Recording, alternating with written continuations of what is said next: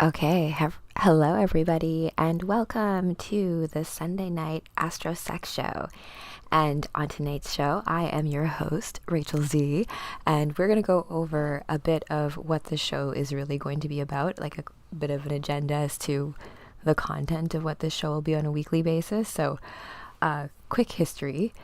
I used to do Astro chats on Wednesday nights, and then I moved that to Monday nights, thinking that I would kind of do it as like Moon Day Monday. But then I've been going through this whole re-understanding of the way that I view the cosmos for myself, and I've realized that a lot of it comes from a love and sex perspective, because Venus, of course, I'm a Taurus, and so I am ruled by Venus, and Taurus is a more embodied, like grounded aspect as it comes to Venus's expression, as opposed to Libra, which is also an expression of Venus, but a more masculine in an air sign.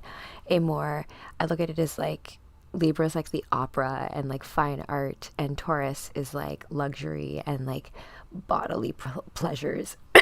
So, but of course, we are all of the signs, right? We're not just one sign. We embody all of these aspects within us. It's just that we have certain energetic configurations within ourselves that just work more in flow with what we are meant to do here on this earth. And so I've taken a look at the way that I've looked at Astro and decided that really what I love most about Astro is love. And some of my most favorite readings that I've done on my channel, which I'm repackaging up and putting out there, are my love readings. I did one, well, the Amber Heard and Johnny Depp were not necessarily a love kind of situation, but I digress. It was interesting to see their charts together, but I did Iman and Bowie together, as well as I did JFK and Marilyn Monroe, which is one of my favorite ones, which uncovered a whole bunch of other stuff about JFK's chart. But that's not about today's conversation. I'm going to be doing a birth and death reading of Miss Marilyn Monroe next, because I've realized that in anything there is an astrology, right? So if you think of events, you just want to think of the stars as a map as to guiding the time as to what's happening in that moment. I'll give you an example. So your birthday, when you were born, all of the planets and all of the sky had a certain configuration. One sec. Yeah, this.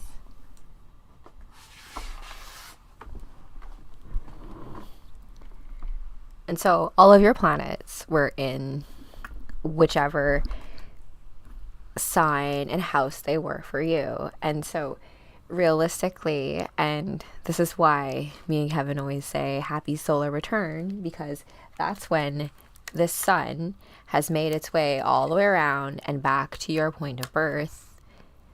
And that takes a year. So a sun cycle is a year.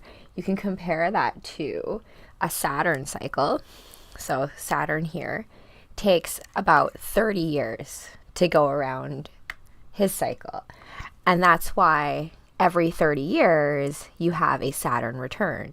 And so that's the big scary Saturn return that happens when you're 30, like the midlife crisis, where it's like, oh my gosh, is this what I really want to be doing in my life? But that's a blanket statement that can mean many things. Like, for example, I got married on my Saturn return around there, and my Saturn sits in the 9th house, which is a house of partnership. So kind of all weird how astrology kind of works out in that way, but that's all to say that it's not necessarily to predict, although you could make certain predictions based on the fact that cycles happen. Like, for example, we can predict the sun's going to rise the next day. I hope so, right?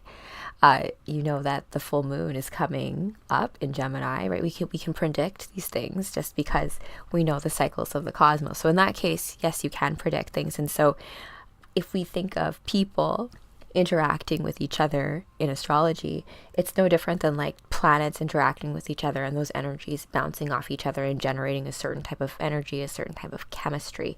And this is why I say to those that I do synastry readings for those I do readings for in general. So I've had girlfriends ask me if there's a certain man and he's a certain sign, like Geminis get a bad rap. I don't think that they're all. I think Gemini depends a lot on the other placements of their planets. So if Gemini themselves have other, let's say, earthy signs, like they have like a Venus or Mercury in something like a Capricorn or a Taurus, it'll ground that energy of Gemini so it's not so all over the place. And it's other different flavors of that, and depending on how you, or rather like what you want in a partner or what you expect, that's all that, it's all part of that. So before I go off on a complete tangent, I'm going to get into the chart of the moment just quickly with a focus on what it means for let's talk about the three main aspects we're going to talk about tonight. So we're going to talk about the vertex, of course, because that is mainly what this show is going to be about. So the vertex is one of those placements that is not like a main planet. It is a mathematical point in your chart. And ultimately, it's like the one part of your chart that's kind of like destiny. And it indicates where in another individual outside of yourself is going to play a major role in impacting what you're meant to do here. So if we go to the chart of the moment, let's go. This particular chart of the moment is not going to show you the vertex, because the vertex is a much more complex reading. So if you want to get a reading, you can check the links at the down below. They will have all of the links to where you can book a session with me. I do them on Thursdays and Fridays. So you can see here, this is today. This is tonight, the chart of the everlasting now. Wow. Look at the spiciness that's happening in this cosmos right now. So the moon, it's in Gemini. So I'm a Gemini moon. And so it's cusping Taurus right now. And it is opposing Mars and the sun. The sun is in Sagittarius. We're officially in Sagittarius season, everybody. We're out of Scorpio.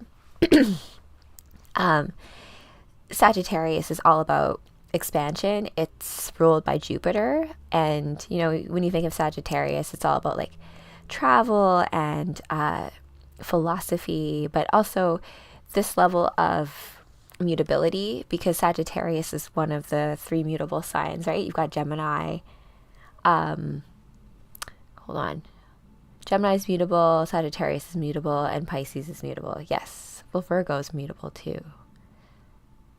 Okay, anyways, I'm going to come back to that later. Regardless, right now, I want to look at Venus, because that's our girl, and the moon is also our girl. So if we think of all the planets, they'll have planetary rulers, right? So, or rather, each sign has a planetary ruler. For example, Aries is ruled by Mars.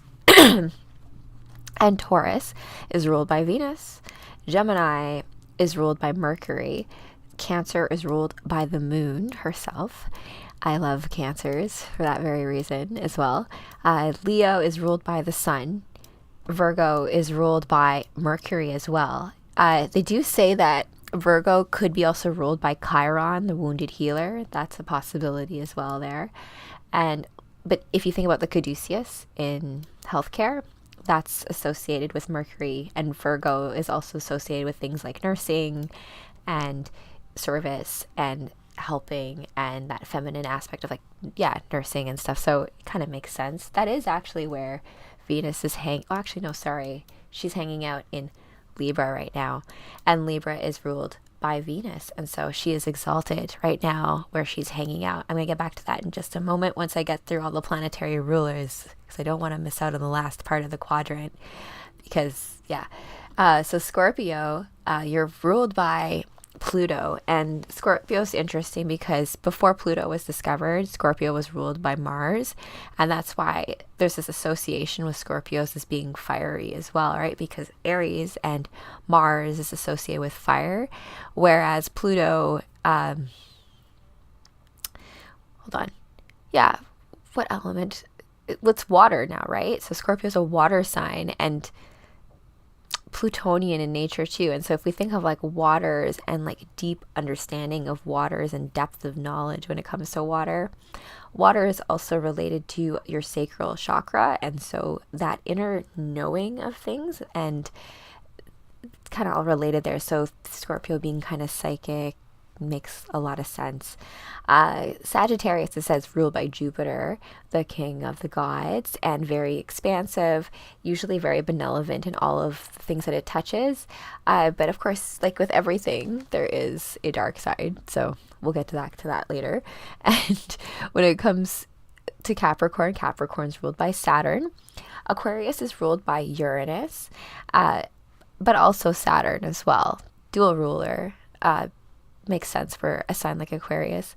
And then Pisces is ruled by Neptune. And if we think about those rulers and those signs, it helps to give us some clues in terms of characteristics as to interpreting how they interact with each other. And that's no different as to how I see, when, you have sex, it's like, boom, it fits and you like the same things and do the same stuff, or not the same stuff, but you know what I mean? Like your turn-ons match, right? And no one makes the other one feel like they're uncomfortable about expressing themselves. So it's a matter of when you have the right interactions of the right energies. And so this is where elements come into play, and this is where modalities come into play. And so just like how every sign has a planetary ruler, and if it's really funny because when I think of myths, Venus was born when Saturn, Kronos, castrated Uranus, and his genitals fell into the sea, and of the sea foam was birthed the goddess Venus. And she's a primordial goddess, and it's kind of weird though, because like they didn't like the fact that everyone was like so obsessed with Venus. They're like, oh my gosh, no one's gonna get any work done because Venus is like too hot. So they made her marry Hephaestus. And then, funny side story, as I was working on my Dragon Warriors novel, and I was telling my sister that I'm like, oh, you're like the weapons tech in the future. And she like looked at me and was like, oh, like I don't want to be a weapons, like am I like Hephaestus or something? And then like my friend Arthur's like, what do you mean Hephaestus? You're more like Batgirl or like the Oracle or any other badass chick who's like a tech genius, right? So it's just funny how she like went immediately to Hephaestus. But Hephaestus is also another expression of Taurus, right? This idea of like metalsmithing and workmanship. And I also found out in doing my research for my Battle of Mount Olympus book that Hephaestus also made these like autonomons. Anyway, it's like robots that would serve the gods food and libations up at Mount Olympus. And yeah, it was made by Hephaestus, but they made Venus get married to Hephaestus. And there's this whole poem I remember of back when I was in English. We learned about how Venus and Mars is like her favorite lover. So I say like, we like kind of look at where they are in the sky. And you can even think about this even in your own chart. You have this whole grand play of all of these planets and placements in your own chart in their own grand opera within you, right? So how those all play out, you can help balance those energies. Like, so let's pretend, look at this grand cross that's right here too. It's the midheaven that's making it though, so I'll put that there. There's a lot of like cuspy action though, right? If you look at it, Saturn over here is cusping Pisces and Aquarius. That's interesting. I'm very interested in Pisces and 12th house stuff because like I have a lot of 12th house stuff, and it's interpreting the subconscious, interpreting dreams. That's going to be the talk with me and Pastel next about, dreams and, like the idea of deja vu being, my definition of deja vu is like I dreamed this already, or I've had that like a few times where, something happens or you meet someone, you're like, whoa, like this has already happened before.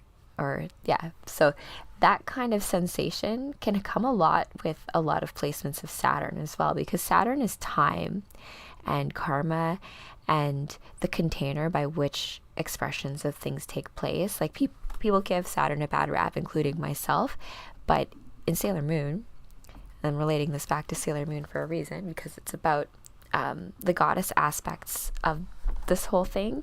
Because if you think about it, there's not a lot of goddessy energy in the whole planetary thing. That's why I think a lot of astrologers I see like move towards asteroids like Juno and oh my gosh, I'm forgetting a lot of them right now, but I'm not even a big fan of Juno because Juno's Hera, and Hera is kind of like, she's not my favorite goddess, but whatever. I have a little top 5 goddesses that I love coming up.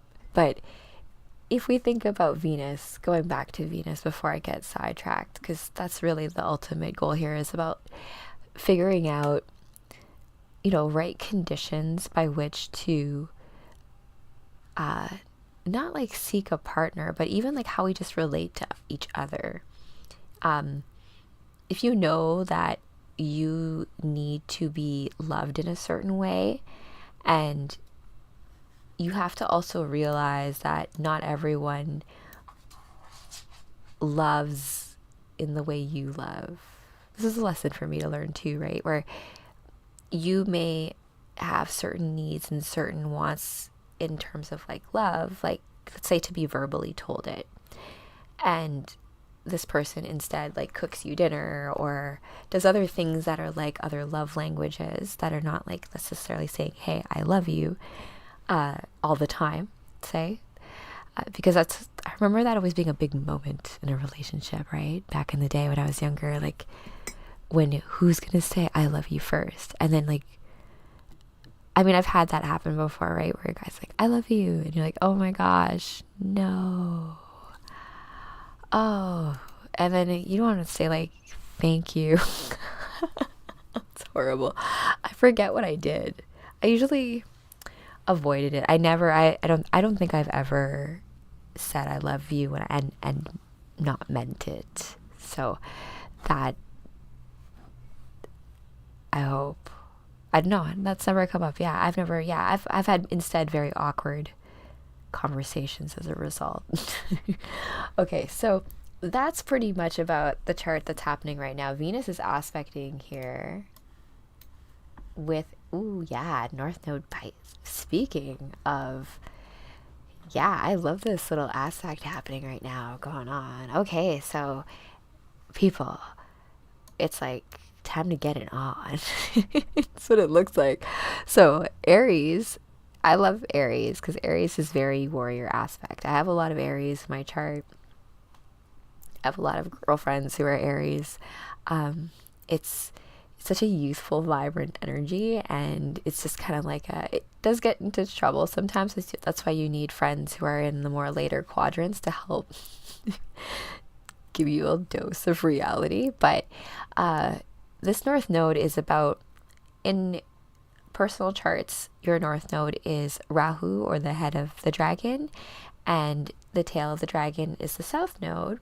And so the South Node has a lot of juicy stuff in it. Think of it as like a cup that, and in tarot, cups are like it's water, right? And so the idea of holding the subconscious, and so like things like past selves and past lives are contained within the South Node in a personal level. So if you take that to a more grandiose level, so us looking at the collective consciousness scale, you can think of the North Node in this case being in Aries as reflecting the destiny of the world, and then the South Node being the collective history and past selves that this world has gone through. And so where Venus is sitting is there. So I do feel like there might be a little heavy dose of nostalgia and, like ideas of like old lovers, or a way of like connecting with like what you wanted before. Like I feel like sometimes we lose sight of what we like really wanted in a partner. And I say this from like my girlfriends complaining to me about horrible dates, besides my sister, who apparently seems to have all the luck in the world with guys. But but I think ultimately it's, you have to also envision what you want your partner to be. And this is not like wishing someone into life, right? It's more about being right in your consciousness about what it is in a partner that you want to have. Because if you're going to do that, if it's like a puzzle and there's like magnetism between two people, and this is a good way to like take this to the vertex conversation, because you can, and like this is a good way to actually demonstrate here with the moon and Mars here. So the moon is another goddess sign, and she's much more temperamental than Venus, and she's more of like the emotions, and you can relate her to Mercury in the sense of very quick, and it's like keeping track of the moon. And that's why, like, you know, it's tough keeping track of the moon. And you know, it's a 28-day cycle, but in between that she goes from like full and then back to dark moon or black moon Lilith. Not black moon Lilith, but rather the new moon, which is the like the dark moon, black moon. But that energy is reflected in things like the balsamic moon. And if I think about Sailor Moon, she has a character which is Black Lady, and she is Rini. So, oh my gosh, everyone hated Rini as a character in Sailor Moon. But anyways, but Rini grown up artificially was Black Lady, and she had like the dark moon. So she was like the dark side and the dark daughter of what Serena was, which is like the silver moon. So, but the moon is all of those phases, right? And that's the thing about women, like you're all of those phases in one, but you're playing out certain things at certain stages. And so the key ultimately is to know where you stand in relation to where the cosmos stands and where you internally stand, so that you can place yourself in certain situations where things can be easier for you, right? So if you don't need to go out and do a certain thing or a certain task, and if you're like feeling in yourself like maybe like, and you're like forcing yourself, it's like about interpreting certain signs within yourself about what you're trying to do and where you're placing yourself. And that includes meeting a potential significant other.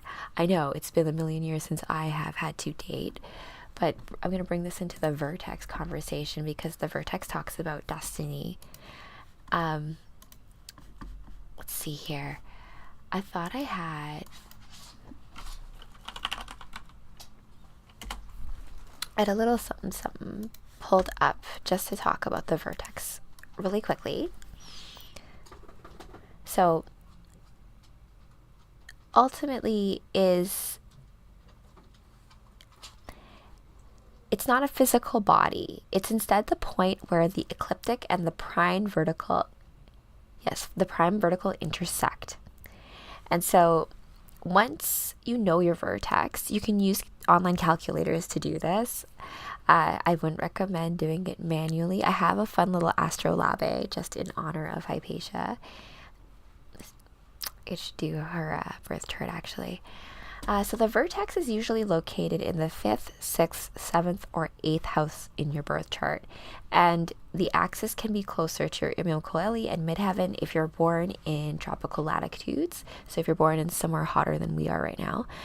This part of your chart connects to others. So the vertex is sometimes seen as a second descendant. So ascendant is related to your birth time in astrology and dictates your main personality and how you present yourself to the world, making the descendant being how you relate to others.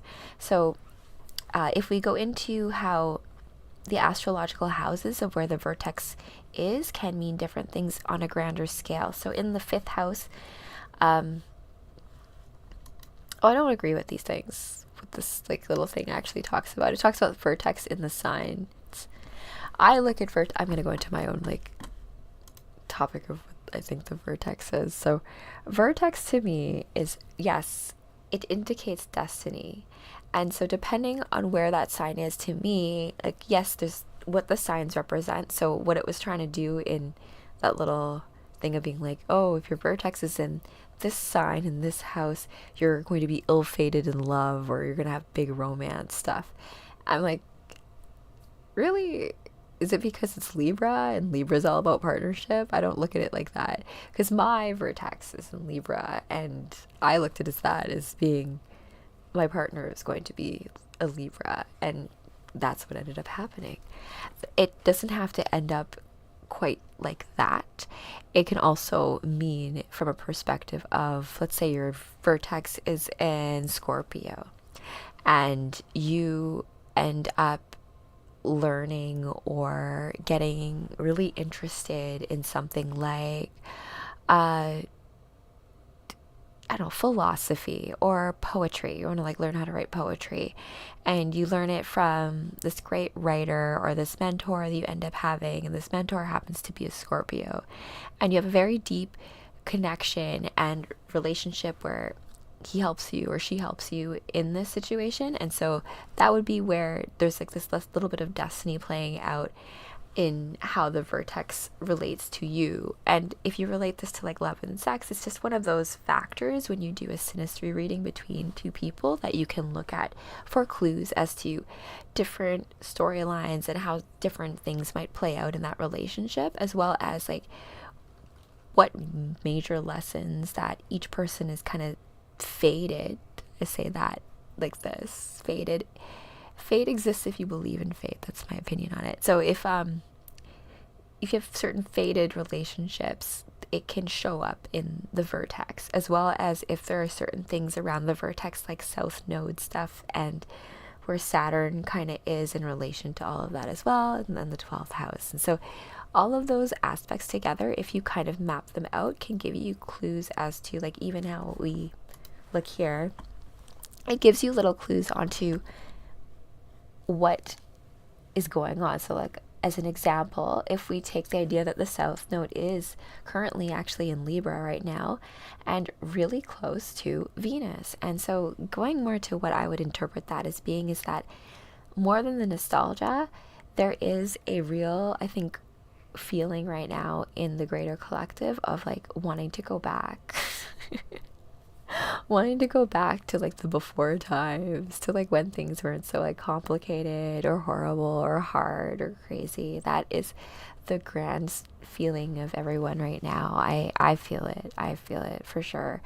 And that being said, though, Venus is exalted here, and so there is a opportunity here to lean into past lessons of, you know, the past and the before times, because there is no going back. That's not the way time works. Thanks Saturn, which right here, if you see here, there's like this fun, like, wow, it's like fun little cross going on here. Oh my gosh.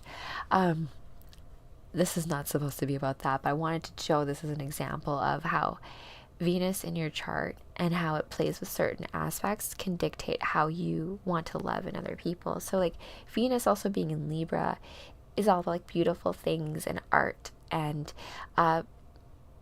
having manners and also justice and standing up for what's right and being on the side of like what you believe in. And you know, even Sagittarius has a bit of that energy as well. The whole I'm here, like that champion kind of situation. And if we think about the North Node being in Aries and that warrior aspect in the grand head of the dragon here, and actually if you think, look, Chiron's hanging out. So Chiron's the wounded healer. There can be great healing collectively with all of us if we can lean into our inner warrior and face the pains that hurt, like just actually just, you know, be real for once. And hopefully with this show, like now I've finally worked out the kinks technologically. Kevin did his first DJ live educational seminar and it was amazing. I learned a lot about DJing. It was great. And just learning that like I produced it, and you know, like I've let things get so complicated when it comes to making shows and making content and all that kind of stuff that I've like, you know, forget to just be real and like what is it that you're trying to say. And I think that even in the stars right now, what it's saying right now is for us to all connect with each other as human beings, as starseeds. We're like meant to do that, right? We all have a Venus placement, we all have a moon placement in us, and when we interact with others, it is just like the alchemy and configuration of human beings, no different than different planets. And when they come into a certain configuration, like for example chakras, like if you have a big open heart chakra, when you're around other people, you have that beautiful ability to help open theirs as well. And in women, I think it shows like our lower chakras, like our sacral chakras, can actually help open up male heart chakras. Or this, there's like different interactions, and it can be different for different people, but you can also relate that to like elements, right? Where if you have a really fiery person and then a really watery person, and you put that together, you can either have one maybe extinguish the other, or one or like one evaporate the other, or you have steam and you like make power from it. And there's other things as well, right? Like if you have like a lack of an element in your chart, oftentimes you'll seek out that element in different ways. And we can think of the elements as more symbolically in this case as well, right? Where fire can be considered like masculine, higher level thinking, and like upper chakra kind of stuff, like blasting on out of here and like being beyond time and stuff. And like air is kind of like that too, this like higher level like the 3D world, and like having to like do all these bodily things, right? Which is like what earth is all about, and you know, the foundation of things. And so within people, we have all these different elements that make up a full reality or a full thing. That's why, you know, like we are the all, but we are also you, and the all depends on you being you. So, and there's no one else who can be you but you, and no one else has all of these placements in all of the exact same way but you.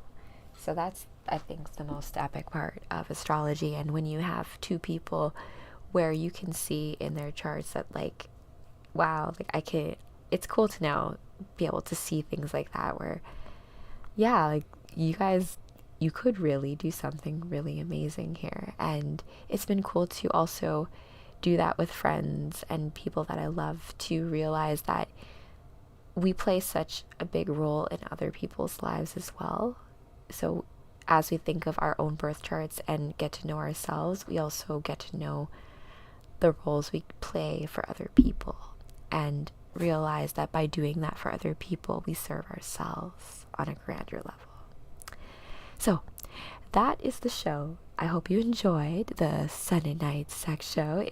I guess it wasn't super sexy, but I think next week we'll amp it up a little bit more. I'll go through the chart as well. We'll also go through, I think, compatibility between people, as well as we'll do like a featured couple of the evening, and maybe I'll get Kevin to we'll maybe put together a little love set to end the show off, like an old-fashioned late night radio talk show.